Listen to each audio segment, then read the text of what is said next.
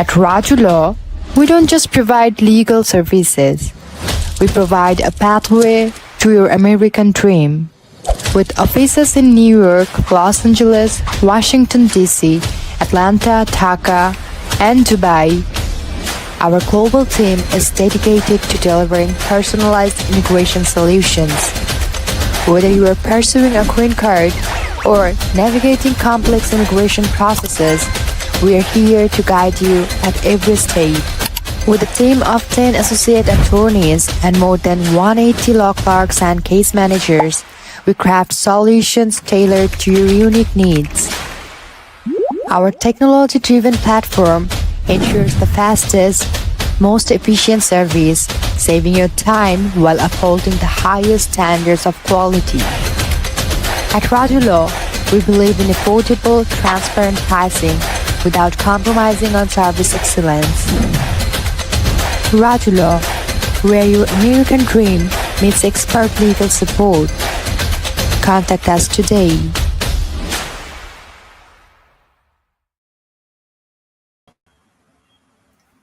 Hello and welcome everyone. I'm Manshi Katira and I'm absolutely delighted to have you with us for another episode of Immigration for All, brought to you by Narohi Global, proudly powered by Kulna Tech.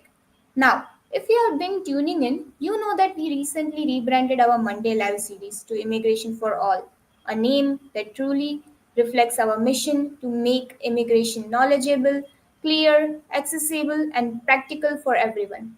No matter where you are in your journey, and here is some exciting news.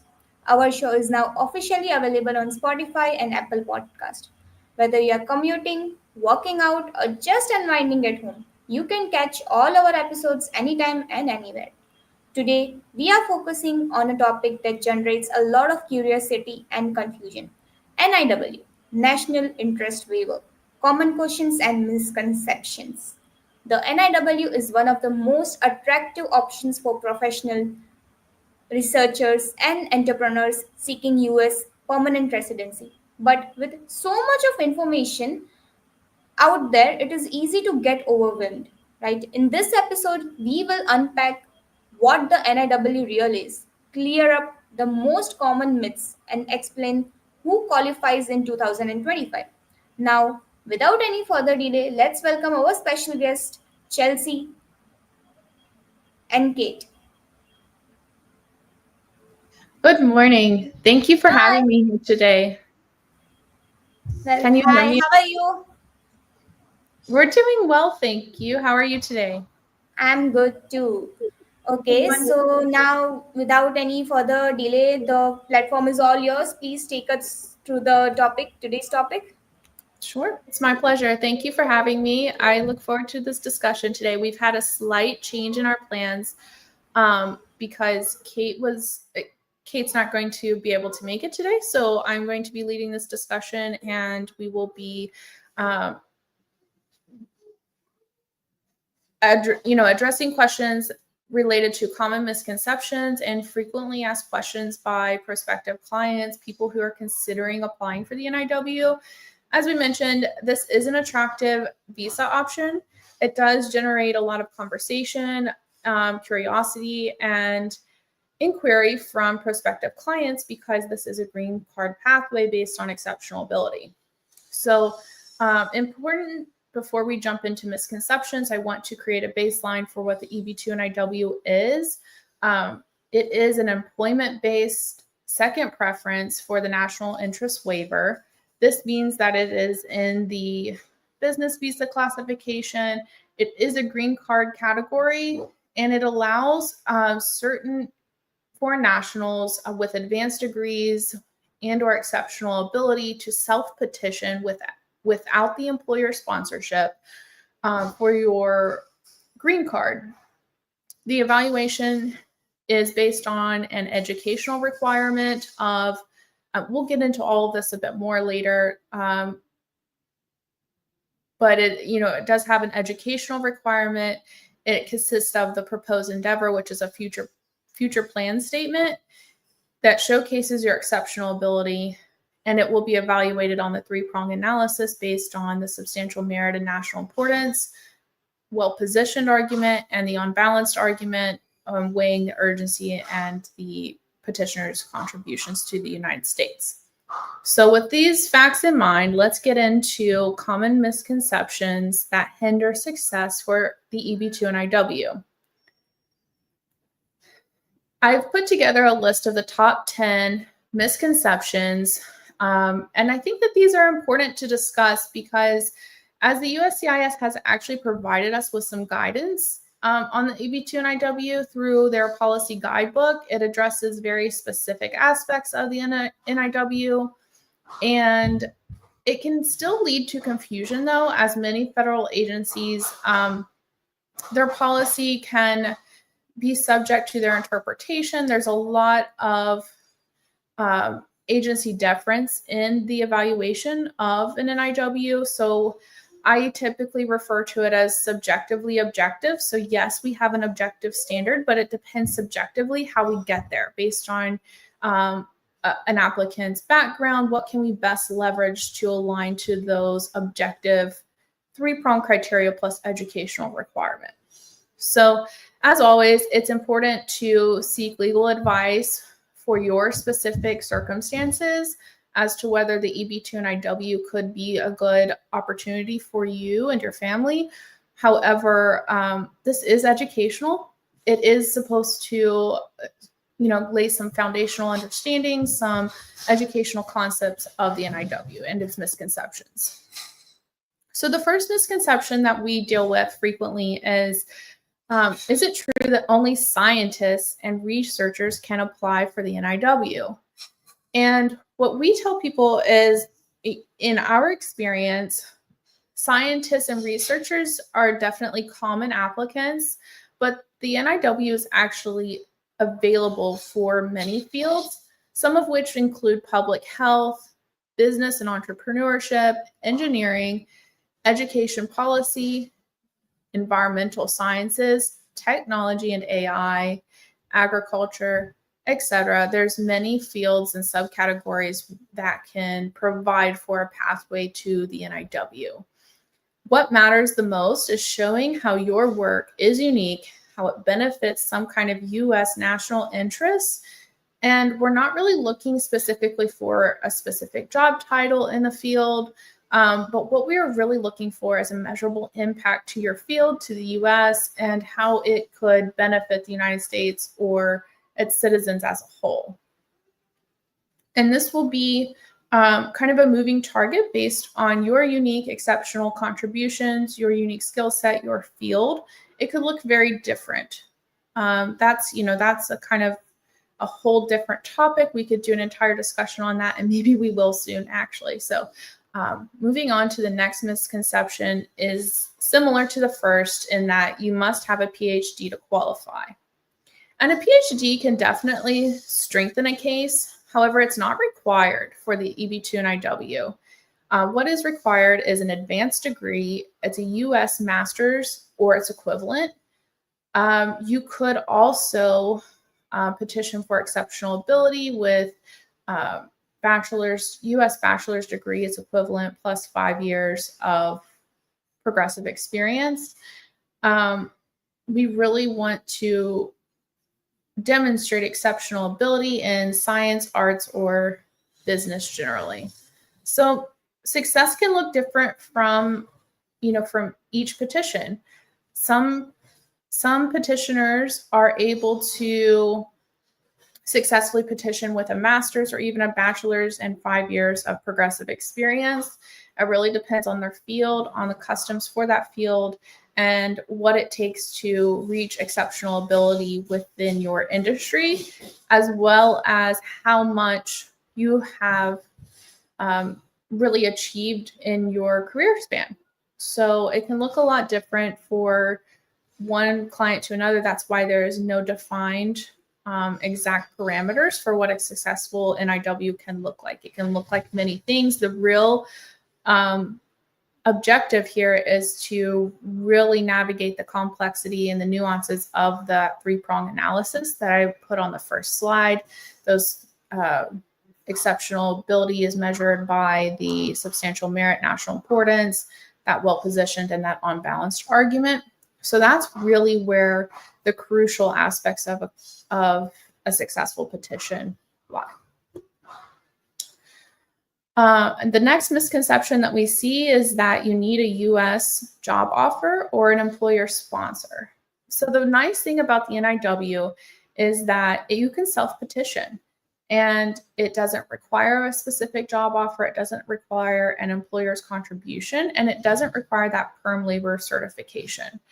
Now, the one thing that you should be able to demonstrate, though, is a plan to continue working within your field of expertise once you are in the United States, or as you obtain your green card. We want to see that there are plans to stay within your field. So that's a little bit of a nuance, but generally speaking, you don't need a specific job offer in order to have a successful NIW petition. The fourth misconception that we see is related to publications and citations. So an NIW, a successful NIW can look like a lot of things. Many successful clients that we have, they may not have publications or citations. The USCIS has, as of lately, stated that they would rather see high impact publications and citations rather than just numbers. They're not really that interested in seeing kind of mediocre publications with low thresholds. They're really wanting to see higher impact factors. They're really wanting to see an integrated research approach that, again, has a measurable impact. We keep coming back to that term. That's something that we have been seeing more and more from the USCIS. They're not as excited about publications and citations as they used to be, and memberships. You could even classify that. What they're really wanting to demonstrate is that not a mere, check in the box kind of approach to your measurable impact. They're really wanting to see that who's citing that. Is the scientist citing their own work and subsequent research? Well, then those citations don't necessarily contribute to impact because you're building your own portfolio. They want to see independent researchers using or relying on the information. They're wanting to see higher impact factor for journals that you get published in. They're not as excited unless it's peer reviewed. So they really want that threshold of credibility added to the evidence that we may have previously been able to leverage. So some samples of additional evidence that you could leverage instead of publications and citations could be letters from experts. If you have patents or kind of intellectual properties, that's also highly valuable. Any kind of evidence of business impact, kind of growth, quantifiable growth, or cost improvements, those kinds of things come into play. Any kind of policy influence. So if you're in public health and you can see that your state or local government is uptaking your research as part of their policy development, that's certainly applicable to national importance. It's certainly applicable to well-positioned. Similarly, media coverage, if there are any kinds of coverage of your specific research where you're being credited, or your projects are being credited at a media level, that's certainly relevant evidence, as are industry awards. So if you're receiving any kind of industry-wide award, sometimes business, company awards can be relevant. University awards can also be relevant, but certainly that industry level award is really the highest level of evidence in that criteria. So those kinds of things come into play to demonstrate national importance as well, similar to the publications and citations. The fifth misconception is that you must already be in the United States to apply, when in reality, we've worked with a number of clients who are international. They just apply for their I-140 and then work at the consular level for the I-45 processing. The real hurdle here that's worth mentioning is that we have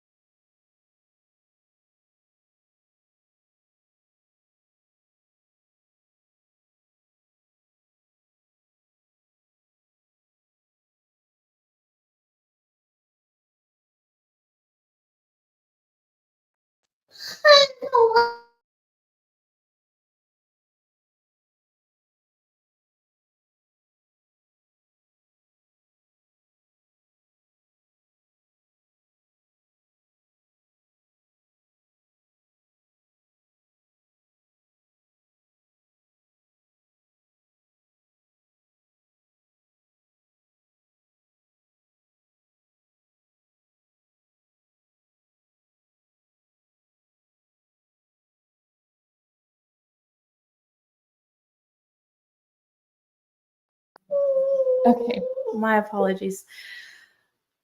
In terms of being in the United States, I think the most important thing here is to demonstrate that you've benefited the United States with your research, with your projects that are abroad. That will be the biggest hurdle, but you certainly don't have to be in the United States to apply. We just need to be prepared to collect evidence that demonstrates that you have already benefited the United States.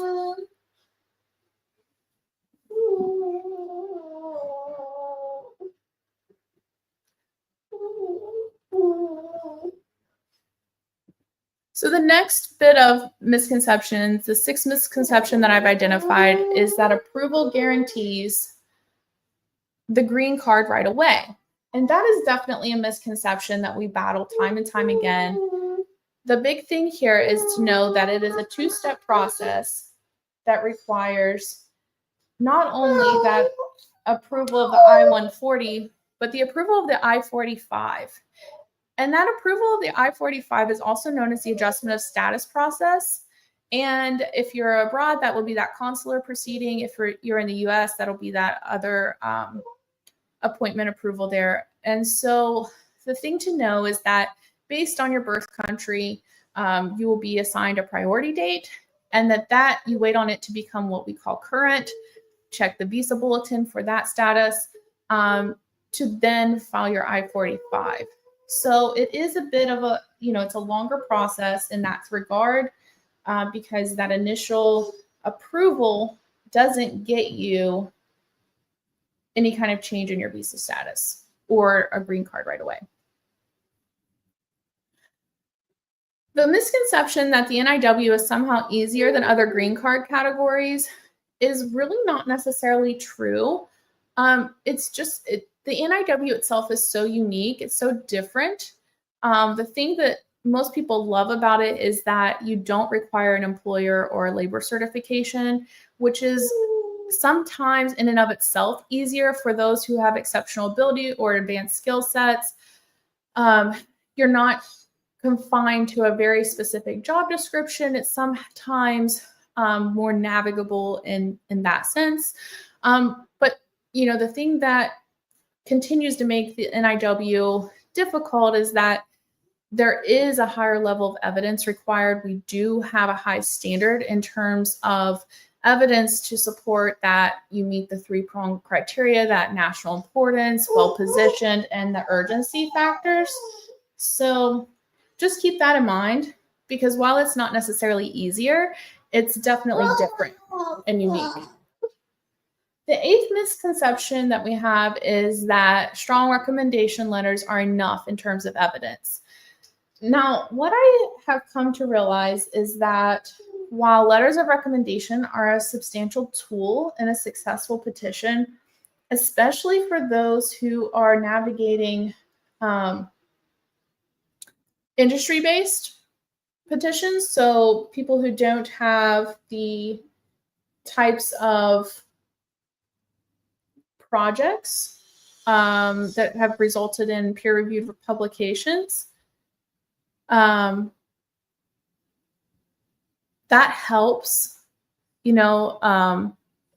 definitely to prove that those projects were valid, the impact that the project might have had. It helps kind of enunciate some of those measurable impacts. So that I think they're definitely a great tool, but they're not the only source of evidence that we should be leveraging. We should really be looking for other sources of evidence that provide a good, objective, verifiable bit of information that strengthen that discussion about national importance, well-positioned, and should not necessarily be the only foundation to your case.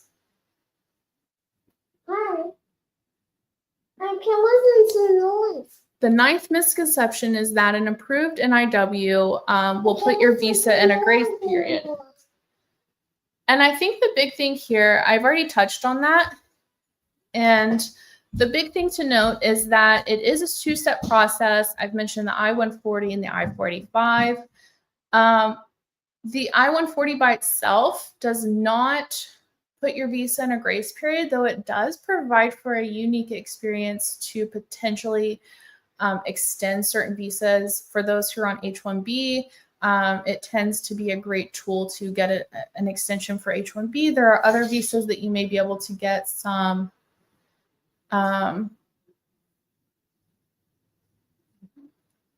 to get some grace with extensions and that process.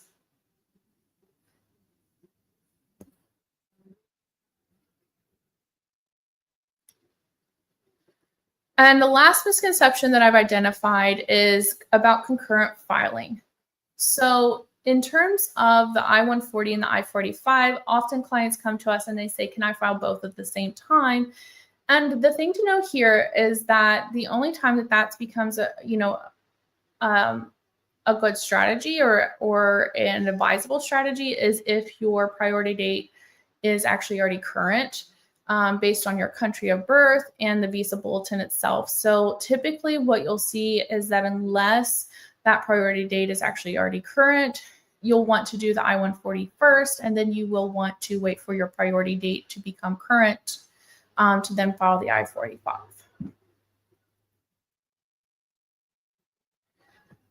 I have identified a few frequently asked questions. So different from misconceptions that typically represent a misunderstanding of the EB2 and NIW, frequently asked questions are more about some of the qualifying criteria. So eligibility, location, duration, job requirements, exceptional ability, best evidence, and spouse and family topics tend to come up. You'll see a little bit of overlap between misconceptions and FAQ, frequently asked questions, because again, there are relevant overlaps, but I wanted to go ahead and provide a little bit of information on what we see for frequently asked questions also.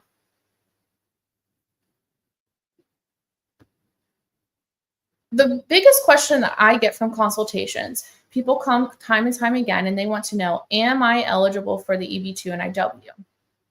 And that answer is complicated. There are some straightforward information regarding that educational threshold. Do you have the advanced degree? It's a US master's or equivalent, or that exceptional ability alternative, which is bachelor's degree and 5 years progressive experience. And there's a 6-factor analysis with that. We also have to evaluate that national interest criteria, which is the Donisser framework. It's a 3-prong analysis that reviews your proposed endeavor against substantial merit and national importance. Also looking to see if you satisfy the well-positioned argument, that you are well-positioned to advance that proposed endeavor. And lastly, on balance, that the benefits to the United States waive that job offer and labor certification requirement. If you satisfy those 2 criteria, then you should be eligible to apply. We answered this question before. Can I apply from outside of the United States? And the answer is yes, you can. There is a consular processing from abroad, and you do not have to be in the United States to do so. Now, the big thing here, I mentioned it before, I'll mention it again, it is, have you already benefited the United States? I think it becomes difficult to do so for people who are outside of the United States, unless you are working at an organization or performing research in such a way that it has connection to the United States in some fashion, whether that's the industry, the economy. We need to have some kind of logical connection to how your past work has already benefited the United States in some way. The next question that I receive almost every day is, how long does the EB2 and NIW process take? Now, what I've mentioned here is based on a number of things. So I will say that there is some variation in duration and how long the process takes. These are approximate timelines. It's something to kind of put in your mind that these are really like the minimum time for processing. It can certainly take longer. There's a lot of variables that come into play in terms of, profile completion, evidence. If we're having trouble obtaining some of the necessary evidence, we could get delayed that way. There's a number of things that could delay a petition, but generally these are approximate timelines. The I-140 NIW petition takes 3 to 8 months with premium processing. Similarly with that I-45, which is that green card adjustment of status. It can take 10, 20 plus months depending on your visa bulletin, seeing how fast it goes, seeing the USCIS workload and backlogs. This is our approximation based on what we see at this time and what the USCIS has released.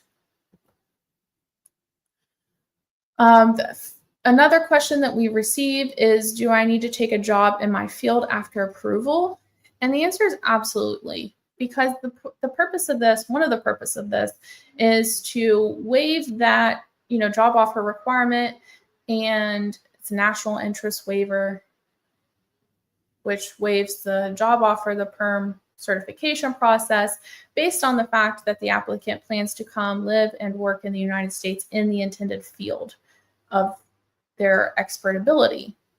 And so that has a secondary question to it of, will changing jobs after your NIW petition is submitted and or approved, will that affect the outcomes of your petition? And the reality there is that it doesn't really affect, as long as we can, it generally won't affect the outcomes of your NIW petition or your I-485, but we do want to continue to make a connection between your proposed endeavor and the new job. We want to show that you're staying within your field. We want to show that you're continuing to make strides toward your proposed endeavor achievement. We don't want to see any huge shifts. And the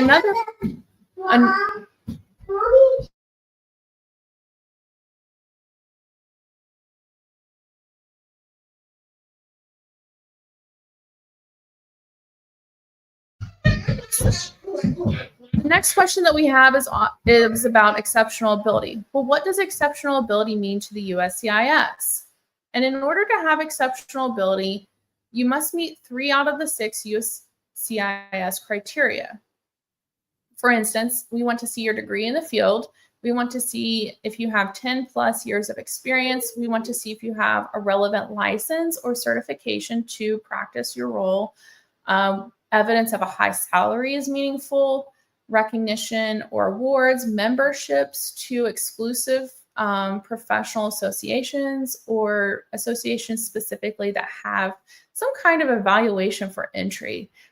Degrees are helpful, accomplishments, awards, publications, those kinds of things are helpful metrics if you are looking to prove exceptional ability. And that leads us to the discussion of evidence in general. What we know from the 2025 policy update is that strong EB2 and NIW petitions really require better evidence. And how do you get there? A detailed personal statement, that proposed endeavor, is critical. The USCIS is actually, they're really demanding better details, stronger writing, stronger articulation of the future plans. They really want to have a strong understanding of specific plans that the applicant plans to undertake in order to advance their proposed endeavor. That's something that we see time and time again. Weaker cases are automatic, weaker articulation or the kind of broad approach to the proposed endeavor is no longer successful. We used to see some of those could kind of get through, but anymore that's not the case at all. So that leads me to recommendation letters. While they're not the only form of evidence, I still think they're a crucial part, especially if they can be from independent experts, if they can objectively provide some kind of measurable impact of your proposed endeavor or your past work. They can be a really crucial part to a successful NIW. And I love when we can provide evidence of accomplishments such as publications, patents, business growth, media awards. Those are all very great ways to demonstrate that you have exceptional ability with the purposes of the NIW. So proof of impact, recognition beyond your job, those are also great things to add to your portfolio. And this question about the spouse and children come up quite often. Generally, yes, your spouse and children under the age of 21 can also obtain green cards as your dependents. It's an EB2 derivative status, and spouses are eligible for work authorization once the I-45 is pending or approved. In summary, this is a short summarization of our discussion today. The EB2 is currently an evolving area within immigration. The USCIS has been clarifying the heightened evidence criteria for exceptional ability. In 2025, approval rates actually dropped from roughly 80% to about 65%. It's marking, in my opinion, the importance of better understanding of the NIW, the importance of stronger evidence, the importance of really making very intentional steps within each application, because there are many aspects of the NIW application that still remains what I refer to as subjectively objective. While we have those standards, while we have a clear articulation of the framework, how we get there is really subjective based on the evidence that the client is able to provide. Do they have patents? Do they have publications? Do they have awards? That, or some variable thereof? Do they have media publications? We want to leverage the best evidence possible for that client. And that's the important thing. We want to show how you are exceptional, how you are unique, and how you are achieving things of measurable impact that are of national interest. So clarifying these common misconceptions and addressing frequently asked questions, in my opinion, will help strengthen outcomes, because that helps potential applicants or potential clients really come forth with better understanding of what may be required of them. So I'll end by saying that consulting with an immigration attorney specializing in the EB2 and NIW is definitely recommended if you think that you have a case and that you would like to, leverage evidence in the best way possible so that it aligns to that DONA-CERV framework. If you have any questions, you can put them in the chat. If you want to connect with us, you can do so with the information that we're providing here. We have a lot of details on our website. That's an additional great place to gain some knowledge, gain some insight as to the NIW. We have a free evaluation that folks can complete in order to gain feedback on how their case may assign or align to the NIW framework. And I don't know that I see one question. What is the difference between independent letters of recommendation and expert opinion letter? That question is a great question. I think that honestly they could be one and the same, but an independent recommendation letter is going to be somebody who is not connected to your projects, not connected to your job. They are not supervising, they're not mentoring, they're not co-collaborating, and they're reviewing your work and they're finding it of value. So think about, this is kind of a very straightforward approach. If you have research that is condensing to public policy and influencing public policy, an expert in the field can then go to your research and say, well, this was a breakthrough finding. It has impacted the way that scientists in this field approach this certain issue, and we are all benefiting from it. It has impacted, disease prevention in this specific way. You can see it's a cascading list of measurable objectives that are really from somebody who's disinterested. And so an expert opinion letter can, in that sense, actually be from somebody who is close to the projects. Maybe they're collaborating, maybe they are somehow supervising, but they're still an expert in the field and their opinion still matters.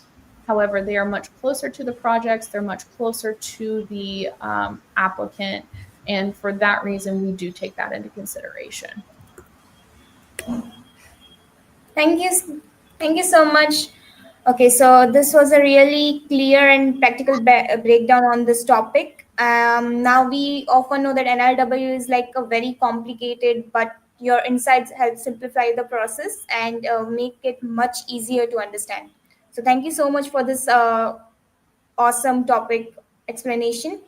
Now we will move on to a very short break, about a minute or so. So please stay with us. And if you have any questions, please feel to drop them in the comment section while we are on the break. At Raju Law, we are proud to offer one of our most promising services, the EB2 NIW application. With an incredible success rate of 94%, our team has helped more than 1,000 clients navigate this efficient route to permanent residency in the United States. EB2 NIW allows highly skilled professionals and individuals with exceptional abilities to apply for a green card without the need to find an employer sponsor. Whether you're a scientist, engineer, doctor, or entrepreneur, this visa offers a unique opportunity to live and work in the United States based on your qualifications and contributions. At Raju Law, we're here to guide you every step of the way, making the process seamless and stress-free. Contact Raju Law today for the free EB2 NIW evaluation and start your journey. Hello and welcome back after the break. Now let's see if we have any questions in our comment section. Looks like we do not have any more questions. So which we did have one question which we already answered. So now we will go ahead and wrap up the episode. Thank you so much, Chelsea, for your time, your knowledge, and your commitment to helping people understand the immigration options with confidence. And to our wonderful audience, thank you so much for joining us today. If you are considering, okay, I think there is one question. If I don't have an advanced degree, what does exceptional ability looks like?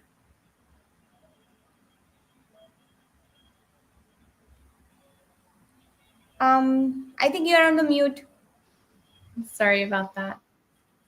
Can you see my... so exceptional Yeah. ability is typically measured by that advanced degree, so a U.S. master's or its equivalent or higher. However, if you do not have that, there is a narrow pathway forward with the U.S. bachelor's degree, its equivalent, plus 5 years of progressive experience. And it has 6 criteria of, that you must also meet. So you must meet 3 of the 6 to demonstrate exceptional ability. It can be with 10 plus years in the field. It can be a high maybe national degree that you have. It can be with high salary that you've earned. It can be with awards, memberships, any types of like publications or professional credibility for your work. It's really, again, it's objectively subjective. So we would have to go through your case and see if you could meet 3 of those 6 criteria. Yes, looks like we have one more question over here. How much focus should one give in formulating their long-term goals for their proposed endeavor? Is concentrate business plan necessary? Is concrete business plan necessary? Thank you for this question also. So future plans are interesting. In my opinion, what we have experienced is that the USCIS seems to understand that there could be a bit of variability in your long-term goals, that there is a little bit of difficulty in predicting those. However, we should still be able to give a framework. Those short-term goals are going to need to be much more specific, much more articulated, what kind of methods, skills, approaches, and advanced skill sets you will be using in those first 5 years. And then from years 5 to 10, those longer term goals, the USCIS still wants to see a roadmap, but it doesn't have to be as specific. We should have general concepts, general plans, general skills that you plan to leverage, but it doesn't have to be as specific. In terms of concrete business plans, it gets into this issue that I see with entrepreneurs, and in the United States, there is kind of limited ability to get into owning a business because of visa status. So, I typically don't encourage business plans unless somebody is also a very skilled entrepreneur with previous skills that come to the table with entrepreneurial skills. And also, it helps if they have experience in the US economy, right, as a business. So that kind of prior skills, that kind of prior experience, we would have to then discuss that person is, capable because they have already kind of doing it in a sense.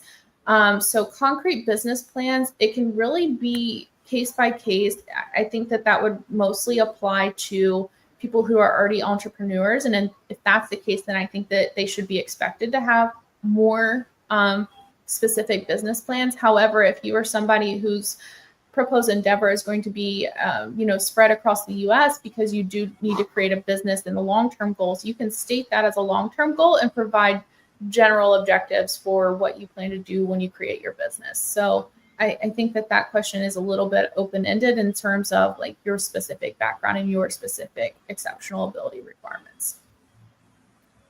Switching jobs after filing, I think that the big thing there is going to be staying within your field. Again, if you file the NIW, it does not have a specific job offer requirement. So it's different from the H-1B, which is tied to a very specific job and a very specific, usually a role within your employer even. So you gain a bit of flexibility in the sense that it's not tied to a specific job, but I do encourage you to stay within your field, stay within reach of your proposed endeavor. That way, when the time comes for your adjustment of status interview, it's much more explainable. It's much more supportive of approving that actual adjustment of status. And traveling is very subjective question. It depends on the purpose of your travel. It depends on the phase of your application. Depends on where you're going. There's typically an avenue for an applicant to travel home to be with family. But I always encourage people to reach out to us before they travel. If they are our client and they want, specific guidance when they're traveling, I think that's a very individualized, it depends on your visa status. It depends on where you're going, why you're going. Potentially you could file for advanced parole so that you could leave and come back without restriction. But I think that that's such a subjective question that I would feel more comfortable answering it on a case-by-case basis. But I will tell you that generally there are options for traveling. You're not constricted. It's just you have to be strategic and you have to be aware of the variables and the timing. Okay. Thank you so much, Chelsea, for answering all the questions. This was a wonderful episode today, and thank you for our wonderful audience for joining in. Now, I hope that this episode's clear NIW petition, or simply if you want to know more about NIW, please feel to reach out to rajulaw.com.